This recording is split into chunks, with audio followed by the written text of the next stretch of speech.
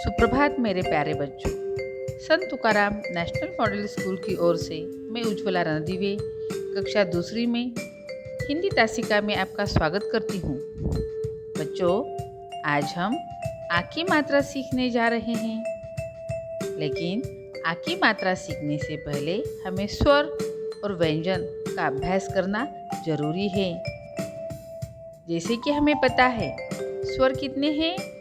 बिल्कुल सही, स्वर 11 होते हैं। अ से अ तक स्वर है और अम ये अनुनासिक है और आहा यह विसर्ग है।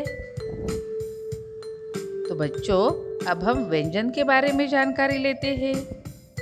हमारे हिंदी वर्णमाला में क से ग तक वर्ण होते हैं। उसमें से 33 व्यंजन होते हैं। जैसे कि क से ह तक यह 33 हमारे व्यंजन वर्ण हैं। तो बच्चों, चलो अब हम आ की मात्रा का अभ्यास करने जा रहे हैं। जब हमें स्वर, व्यंजन और ध्वनि की अच्छी सी पहचान होती है, तभी हमें आ की मात्रा समझ में आती है। हिंदी में मात्राएं स्वर की ध्वनि का प्रतीक है। हिंदी में सबसे पहला स्वर है अ। इस स्वर की कोई मात्रा नहीं होती, लेकिन इस स्वर के बिना वर्णमाला के व्यंजन अधूरे हैं। इसलिए व्यंजन वर्ण को पूर्ण करने के लिए इसका उपयोग किया जाता है। एक उदाहरण मैं यहाँ आपको बताती हूँ। यह व्यंजन क है। इस क के नीचे जो रेख है उसे हलंत बोलते हैं और उस हलंत की वजह से ही उसे आधा क भी बोलते हैं। इस व्यंजन को पूरा करने के लिए इसमें अ स्वर मिलाया जाता है।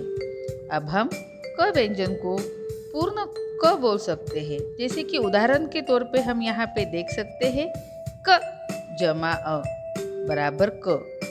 क के नीचे जो रेख है उसे हलंत बोलते हैं और इसी वजह से उसे अर्ध व्यंजन बोलते हैं।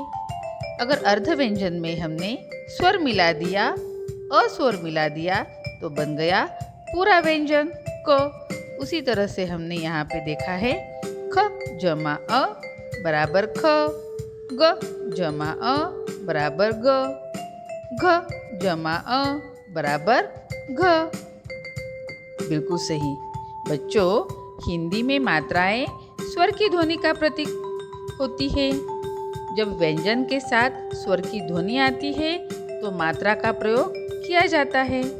अब हम कुछ व्यंजन वर्ण देखेंगे। जैसे क जमा आ बराबर का, ख जमा आ बराबर खा, ग जमा आ बराबर गा, घ जमा आ बराबर घा।